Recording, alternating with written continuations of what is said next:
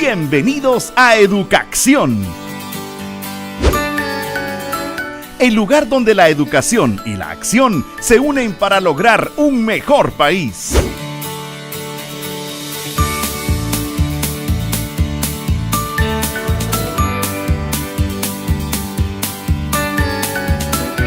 Educación. ¡Comenzamos! Es momento de la entrevista en Educación. El Consejo Nacional de Educación, como les decía ayer, es un órgano representativo que tiende puentes con la sociedad civil y el aspecto gubernamental. Y hoy podemos sentirnos muy satisfechos y agradezco a los miembros de la Comisión de Calidad que hicieron posible este evento.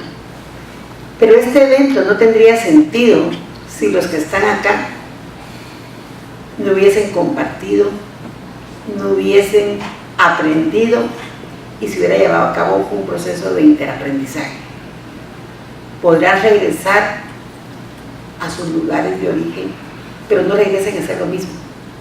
Regresen e implementen lo que escuchamos, lo que vivimos y lo que aprendimos. Y ahí nos vamos a merecer el aplauso. ¿Por qué? Porque vamos a posibilitar que nuestros niños, nuestros jóvenes y aún los adultos aprendamos.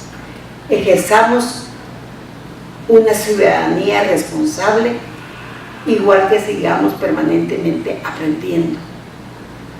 Ministerio de Educación y Consejo Nacional de Educación nos unimos y llevamos a cabo este evento, sabiendo que estábamos apuntalando a algo esencial. Las personas que aprenden a leer y escribir, aprenden a pensar. Y eso es lo que queremos, que nuestros ciudadanos, nuestros jóvenes y aún nuestros niños desarrollen el pensamiento crítico que les permita tomar decisiones, ejercer su ciudadanía responsablemente y tener una libertad responsable. Cuando uno dice soy libre, es porque asume la responsabilidad. No, nunca vamos a confundir la libertad con el libertinaje. Es tan esencial que las personas desarrollemos la competencia de lectoescritura, porque va a cambiar nuestra vida, va a cambiar nuestro rol de miembro de una familia, de ciudadano y también de ciudadano del mundo. Me voy a aprovechar de una cosa que yo sé que no lo están esperando, pero mi área fuerte es el área matemática y siempre me inquieta. La lectura debe ir un día a la matemática. Así que esperamos que pronto tengamos un evento de estos para la matemática. Sí, porque son los dos procesos que desarrollan todo el andamiaje para que la persona pueda seguir aprendiendo. No me queda más que agradecerles profundamente su dedicación, su tiempo, su compromiso. Me impacta que en el aula ya no sea teoría, ya se están llevando a cabo procesos efectivos de aprendizaje de la lectoescritura. En otros espacios donde me he movido, oigo que también ya hay muchos maestros haciendo cosas efectivas. Divulguémoslo y no nos lo guardemos como el mejor secreto. Merecemos como guatemaltecos estar informados, pero estar informados también de las cosas buenas que suceden.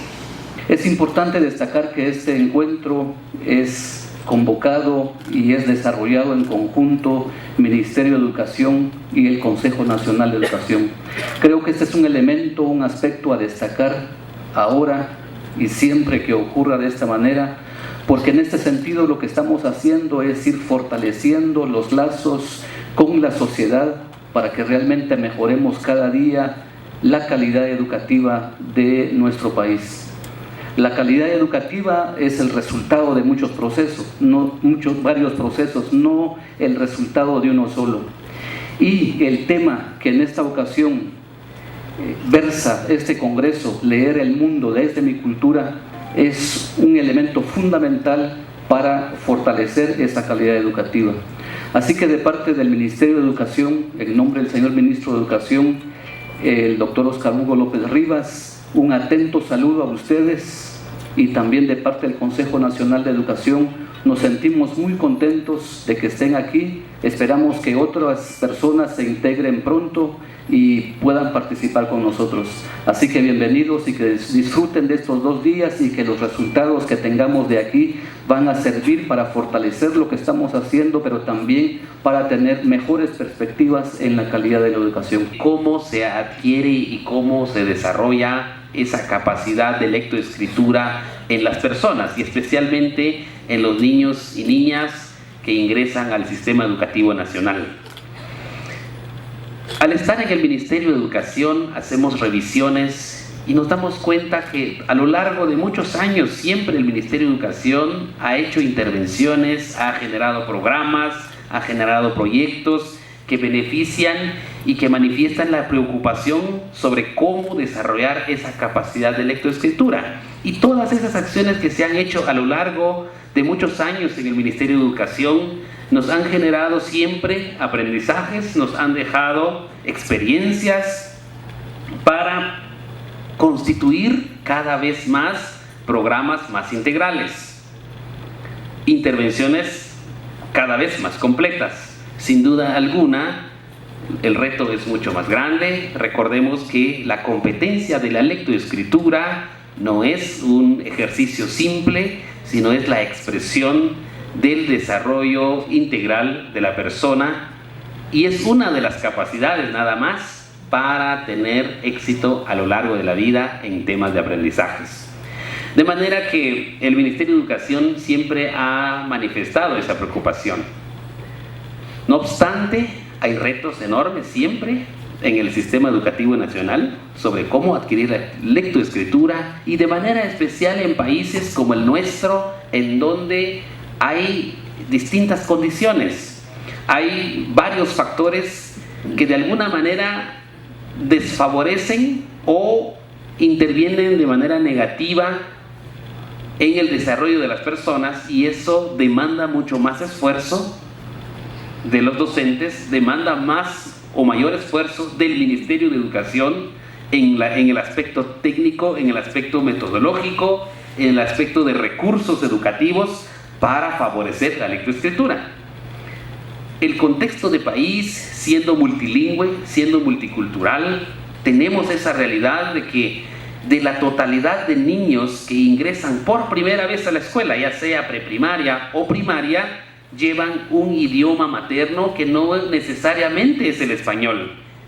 Bien, entonces ahí hay otros desafíos porque significa que como Ministerio de Educación debemos de tener la capacidad instalada en los docentes para la lectoescritura, para promover esa capacidad de leer y escribir en el idioma materno de los niños. Y no es una expresión que hasta ahora se dice, se ha discutido enormemente desde el diseño de la reforma educativa, desde cuando se ha trabajado todo el marco legal de la educación bilingüe intercultural, pero hay un desafío aún pendiente en ese aspecto. Y entonces estos congresos deben servir para discutir, para cuestionar qué debemos hacer para garantizar que esas condiciones sean atendidas desde la parte metodológica a través de los docentes. Pero nosotros como funcionarios, como especialistas, como académicos,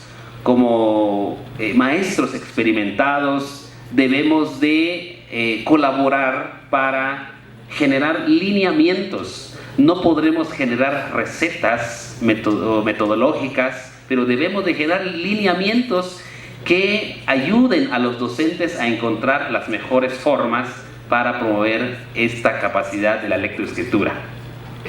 Así que muchas gracias por estar presente, por haber venido y sin duda alguna estas 2 jornadas van a ser muy propicias para intercambiar, para aprender y sobre todo para dejar un aporte al Ministerio de Educación. Quiero decirles que en esta gestión tenemos una comisión interdireccional que ha estado trabajando en un programa denominado Comprometidos con Primero. Y es una intervención o es un programa que tiene varios componentes, tiene un enfoque integral y todo lo que se genere, lo que se discuta aquí, sin duda alguna, van a ser insumos que contribuirán a que el Ministerio de Educación, a través de esta comisión, pueda mejorar la propuesta metodológica para la lectoescritura, pueda mejorar también las ideas que le sirvan al Ministerio de Educación a hacer mejoras desde la preprimaria. Hay muchas acciones que anhelamos concretar, no obstante, merece la revisión, merece las opiniones de personas comprometidas con la educación como ustedes. La entrevista en Educación. En un momento regresamos con Educación, el lugar donde la educación y la acción se unen para lograr un mejor país. La educación siempre te lleva a la acción. Iniciamos con el repaso. Recordemos un poquito, para empezar, lo que hablamos en nuestra sesión anterior acerca de la lengua y el habla, que hemos venido comentando sobre lenguaje, lengua y habla, como ustedes recordarán. Y vamos a conversar en primera instancia sobre el código lingüístico. Como hemos venido diciendo, la lengua y el habla son parte del lenguaje verbal. El lenguaje verbal es aquel que su estructura está conformada por un código llamado código lingüístico, como el que estamos estudiando en este momento. ¿Por qué se denomina código lingüístico? Esto es porque está sustentado por palabras. Lo que nosotros utilizamos, cada uno de los signos que utilizamos en un código lingüístico son palabras, que al día de hoy ya tenemos claro que también podemos llamarlas como signos lingüísticos. O sea, cuando nosotros nos hablan de una palabra o de un signo lingüístico, nos están hablando exactamente de lo mismo, porque palabra y signo lingüístico son sinónimos.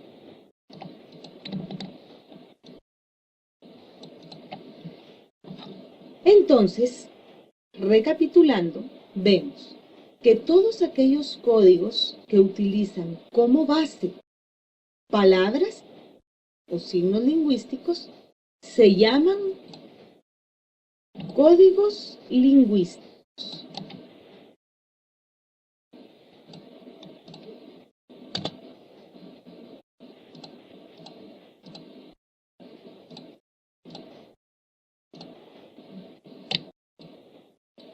Pasemos a nuestra siguiente diapositiva.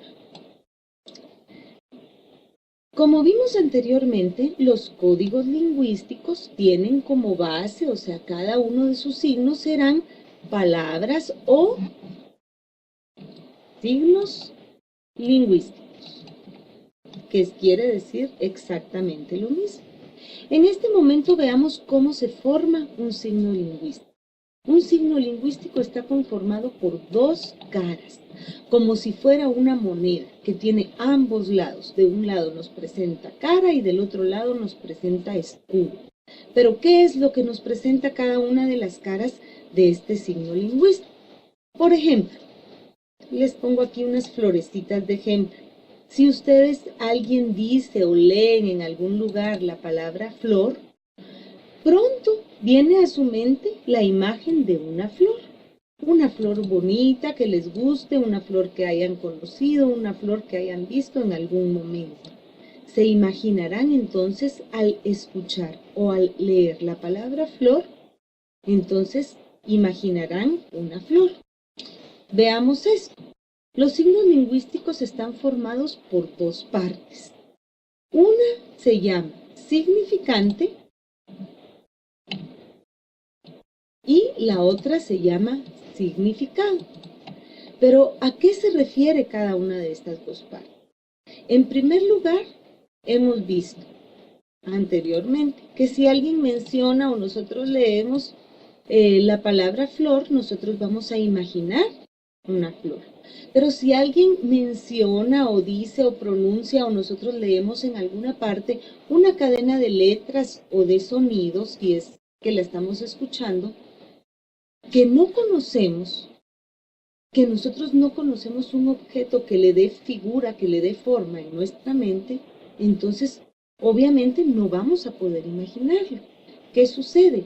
No tenemos conocimiento de la totalidad del signo lingüístico. Estaríamos escuchando o leyendo una cara, pero no tenemos una imagen mental que es la otra cara.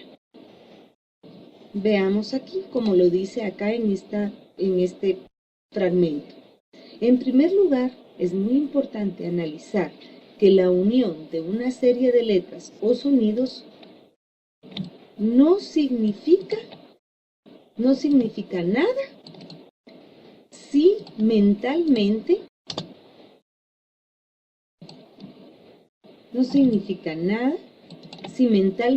no nos llevara a algo que conozcamos. Para comprender esto más fácilmente, a continuación vamos a hacer un ejercicio. Veamos, aquí tenemos la instrucción, dice ejercicio. A continuación encontrará 3 palabras y al lado de ellas encontrará 3 cuadros en blanco.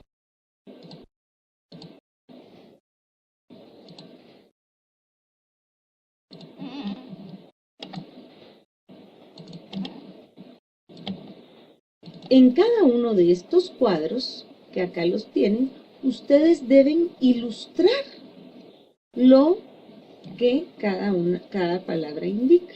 En el cuadro número 1 ilustraremos todos juntos. Yo voy a intentar hacerlo junto con ustedes, una casa. En el cuadro número 2 ilustraremos un corlis y en el cuadro número 3 ilustraremos un sol. Recuerden que ustedes tienen acceso a esto no únicamente en la presentación, sino que esto es parte de los ejercicios que se incluyen en su folleto de teoría y práctica. Si ustedes desean, pueden ir haciendo los dibujos en este mismo momento en algún cuaderno o en una hoja separada para ir comprendiendo a qué nos referimos con estas 2 partes, 2 caras que conforman el signo lingüístico. Bueno, en primer lugar tenemos acá la palabra casa. Y entonces en este cuadro debemos dibujar una casa. Empecemos, iniciemos.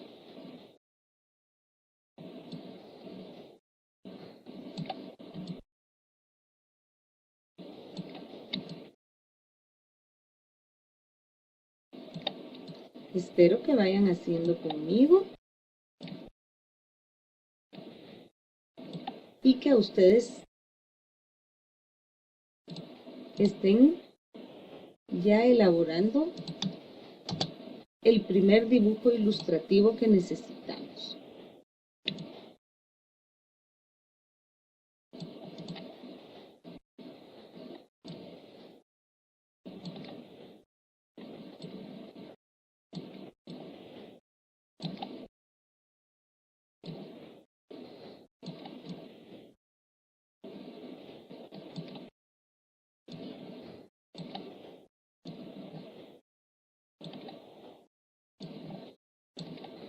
Tendríamos aquí entonces ya nuestra primera ilustración, que sería una casa.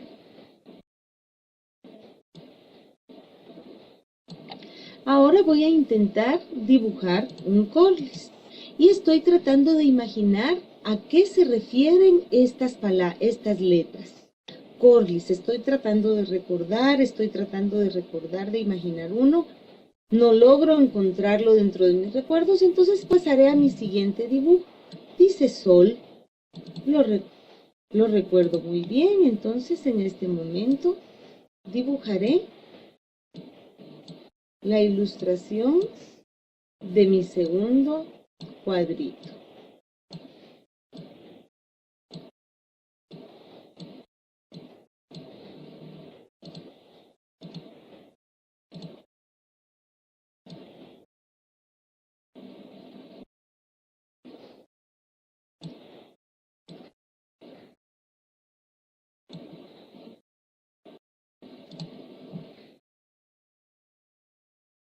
Y a mí me gustan mucho los días soleados.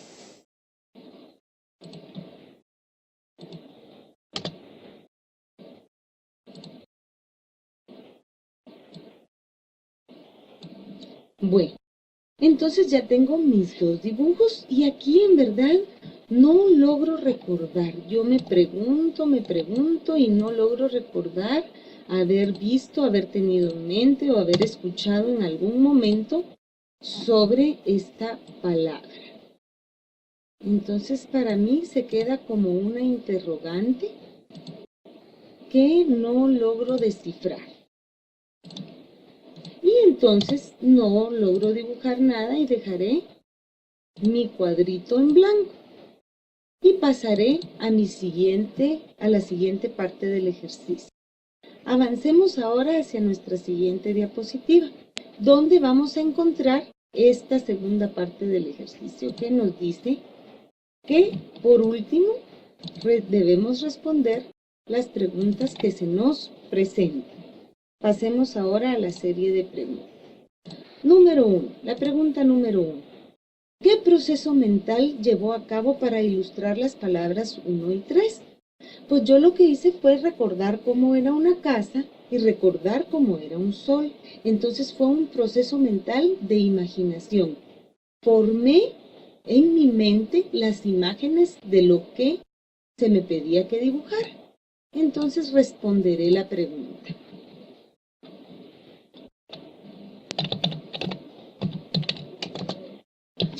Formé una imagen mental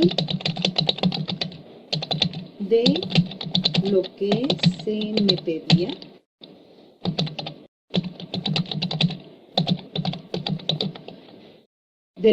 pedía que dibujara. Primero de una casa y luego de un sol. Ahora responderé mi pregunta número 2. ¿Qué hizo para ilustrarlo? Regreso y veo y recuerdo que no lo ilustré.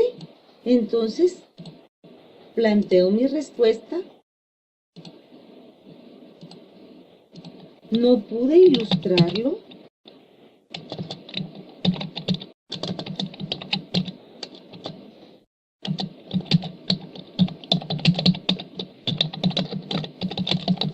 Ya que no logré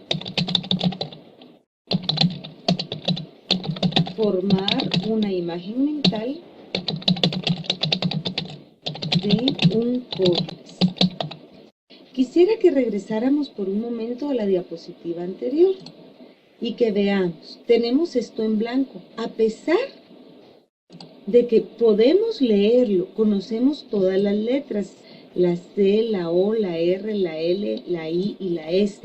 Podemos darle un sonido a esta palabra. Lo que no podemos hacer es darle una imagen mental. En este momento yo les contaré, la palabra Corles realmente no existe en la lengua castellana, no es parte de nuestro idioma. Si alguno de ustedes tuvo la curiosidad e intentó buscarlo en el diccionario, se dio cuenta de que no existe. La idea de llevar a cabo este ejercicio era que nos demos cuenta que realmente podemos leer una palabra, escuchar una palabra, pronunciar una palabra y no vamos a poder darle una imagen si no conocemos un objeto al cual esté nombrando. Y obviamente en este momento era imposible conocer un objeto a que la palabra Corles nombrara, puesto que no existe. Y estas son las dos partes del signo lingüístico: el significante y el significado. El repaso. Por hoy terminamos. Esperamos que lo aprendido te haya servido. Te Te esperamos la próxima semana en otro programa de Educacción, el lugar donde la educación y la acción se unen para lograr un mejor país. Ministerio de Educación, comprometidos con la educación.